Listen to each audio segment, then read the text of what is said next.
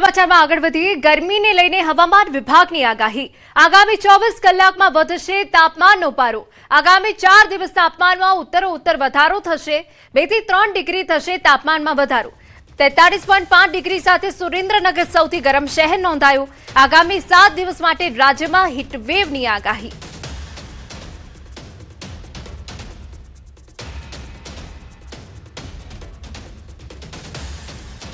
और जो सर्वाधिक maximum temperature 43.5 degree Celsius Surendranagar में दर्ज किया गया है। आगामी अगर देखते हैं तो अगले 4 दिन तक हम उम्मीद कर सकते हैं कि उत्तरोत्तर 2 से 3 डिग्री सेल्सियस की वृद्धि है मैक्सिमम टेम्परेचर में। इस टेम्परेचर के ज़्यादा होने की वजह से हम पीरियड एक्सपेक्ट कर रहे हैं सौराष्ट्र कच्छ में डे 1 से डे 7 और गुजरात रीजन में डे 2 से डे 7 जो આજે કચ્છમાં હીટવેવની આગાહી છે આવતીકાલે રાજકોટ અને સુરેન્દ્રનગરમાં આગાહી પાટણ અને બનાસકાંઠામાં હીટવેવની આગાહી 12 થી 15 મે ગાંધીનગર અને અમદાવાદમાં પણ આગાહી છે 11 અને 12 મે સુરત અને વડોદરામાં हीटवेवની आगाही हीटवेव का आज से जो एक्सपेक्ट करें कच्छ में है और कल से राजकोट सुरेंद्रनगर इत्यादि है। फिर जो आपका जो पाटन और वहाँ तक भी एक्सटेंड होगी बनासकांठा पाटन अहमदाबाद में day 4 day 5 day 6 Ahmedabad Gandhinagar में एक्सपेक्ट कर सकते हैं। इसी तरह से सूरत और बड़ौदा की अगर बात करें तो 3 और 4 में वहाँ भी आइसोलेटेड हीटवेव की संभावना है। तो આજે રાજ્યના કેટલાક ભાગમાં વરસાદની આગાહી પણ છે।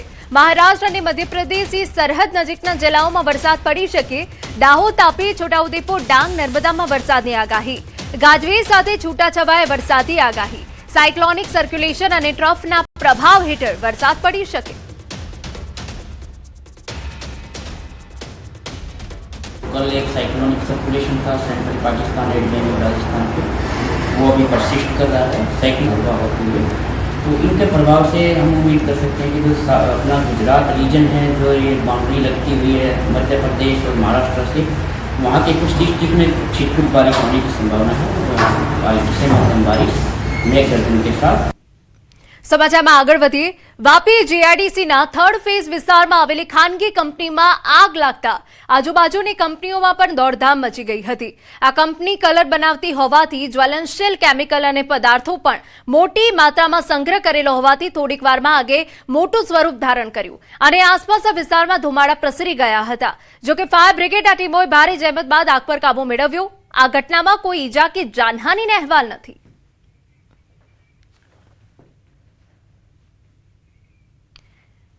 અને મહત્વના સમાચાર જગતના તાત ખેડૂતો આર્થિક દેવાના લીધે આપઘાત કરી રહ્યા છે તેવો આક્ષેપ કોંગ્રેસે કર્યો છે।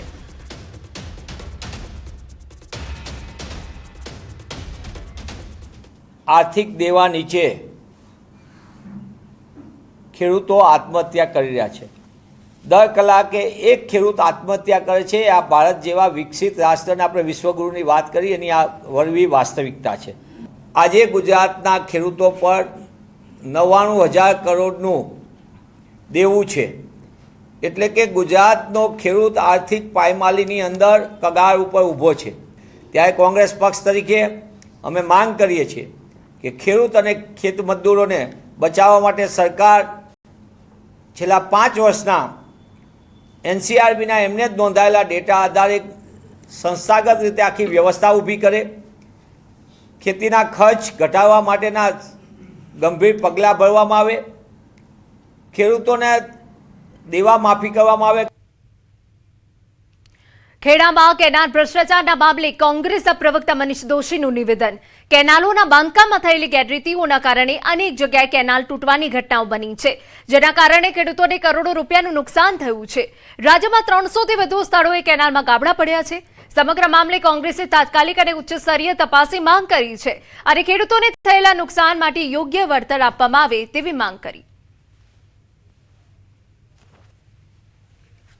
જે રીતે કેનાલોના બાંધકામમાં મોટા પાયે ભ્રષ્ટાચાર અને એના કારણે વારંવાર કેનાલ તૂટવાના બનાવો આપણી સામે આવ્યા છે અને એના કારણે ખેતીની જમીનને મોટા પાયે નુકસાન થાય ઊભા પાકને નુકસાન થાય કેનાલ તૂટે એટલે પાણી ભરાઈ જાય ખેતરમાં 300થી વધુ વખત જુદી જુદી કેનાલોમાં ગાબડા પડ્યા છે તેની પણ તપાસ થાય અને જે કેનાલના તૂટવાના કારણે ખેડૂતોને જે લાખો રૂપિયાનું કરોડો રૂપિયાનું નુકસાન ગયું છે તેનું ખેડૂતોને વળતર આપવા કોંગ્રેસ પક્ષ માંગ કરશે.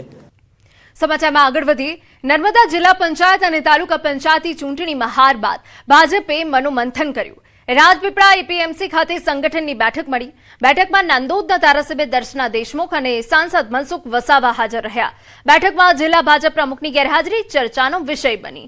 સાંસદ મનસુખ વસાવાએ હાર માટે સંગઠનની ખામીઓ, વહીવટકર્તાઓનો વાંક અને વિરોધીઓના અપપ્રચારને જવાબદાર ગણાવ્યા.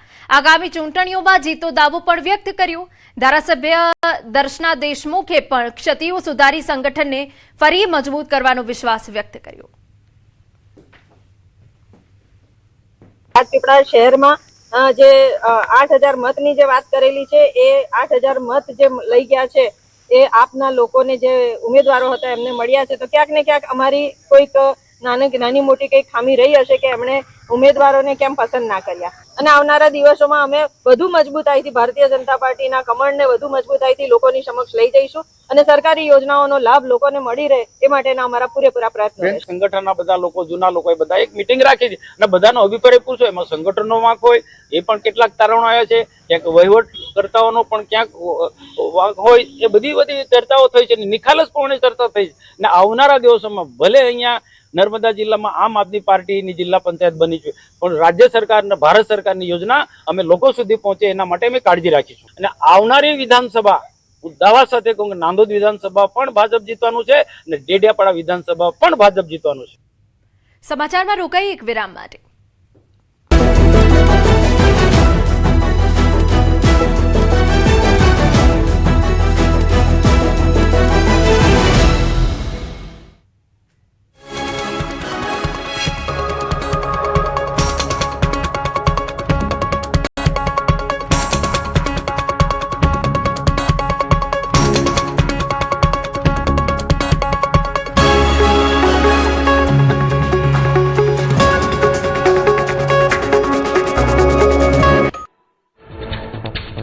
મધ્યપ્રદેશના સતનામાં બેકાબુ ટ્રેક્ટરે મોટરસાઇકલ સવારને મારી ટક્કર, યુવક પર ફરી વળ્યા ટ્રેક્ટરના ટાયર. અકસ્માતના હચમચાવતા સીસીટીવી આવ્યા સામે. ઘાયલ યુવકને સારવાર માટે ખસેડાયો હોસ્પિટલ. ઉત્તરાખંડમાં ઋષિકેશ હરિદ્વાર નેશનલ હાઇવે પર સ્કૂટી અને મોટરસાઇકલ વચ્ચે ખતરનાક અકસ્માત. રોડ ક્રોસ કરતા સમયે સ્કૂટર સાથે પૂર ઝડપે આવતી બાઇકની ટક્કર. બંને વાહનો પર સવાર 3 લોકો રોડ પર ફંગોળાતા પહોંચી ગંભીર ઇજાઓ. તમિલનાડુના પોચમપલ્લીમાં પૂર ઝડપે આવતી પિકઅપ ટ્રકે ટુ વ્હીલરને લીધી અડફેટે. બાઇકને અડફેટે લેતા ખેડૂત રોડ પર પટકાયા. ગંભીર રીતે ઘાયલ બાઇક સવાર ખેડૂતને હોસ્પિટલ ખસેડાયા, જોકે સારવાર દરમિયાન નીપજ્યું મોત. મધ્યપ્રદેશના ગ્વાલિયરમાં ટ્રક ભાડાને લઈને થયેલી બબાલમાં ટ્રક માલિકે કરી ગુંડાગર્દી. 2 દિવસ સુધી ટ્રકમાંથી સામાન ઉતારતા થયો વિવાદ.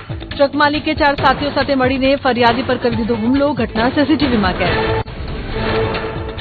ઉત્તર પ્રદેશના જૌનપુરમાં હોટલમાં ભોજન લઈ રહેલા યુવક પર જીવલેણ હુમલો. સામાન્ય ઝઘડાની અદાવતમાં અસામાજિક તત્વોએ હોટલમાં ઘૂસીને યુવકને માર્યો ઢોરમાર. પોલીસે ફરિયાદ લેવાને બદલે શાંતિ ભંગને લઈને દંડ ફટકાર્યાનો ભોગ બનનારનો આરોપ. હરિયાણાના ફરીદાબાદમાં જ્વેલરી શોપમાંથી સોનાના પેન્ડન્ટની ચોરીની ઘટના. સીસીટીવીમાં કેદ. ગ્રાહકના સ્વાંગમાં આવેલા ચોરે વેપારીના દાગીના બતાવવાના બહાને આતાવાડી કરી ચોરી. ચાલાકીથી સોનાના ઓમવાળા પેન્ડન્ટની કરી ચોરી. કડીમાં તસ્કરોનો આતંક. રાજા શોપિંગ સેન્ટરના પાર્કિંગમાંથી ધોળા દિવસે બાઇકની ચોરી. બાઇક ચોરીના કિસ્સામાં એફઆઈઆર બાદ કડી પોલીસ મથકે વિધિવત ફરિયાદ નોંધાઈ. અમદાવાદમાં પોલીસ તરીકેની ઓળખ આપી કેટલાક લોકો ઘરમાં ઘૂસતા થઈ પોલીસને અરજી. મોડી રાત્રે સાયકલ ચોરીનો આરોપ લગાવી અજાણ્યા 2 લોકોએ ઘરમાં ઘૂસીને કરી શોધખોળ. સ્ક્રેપના ધંધાર્થીએ વાડજ પોલીસ મથકમાં કરી અરજી. ઉત્તર પ્રદેશમાં ઈ રિક્ષા પાર કરવા જેવી સામાન્ય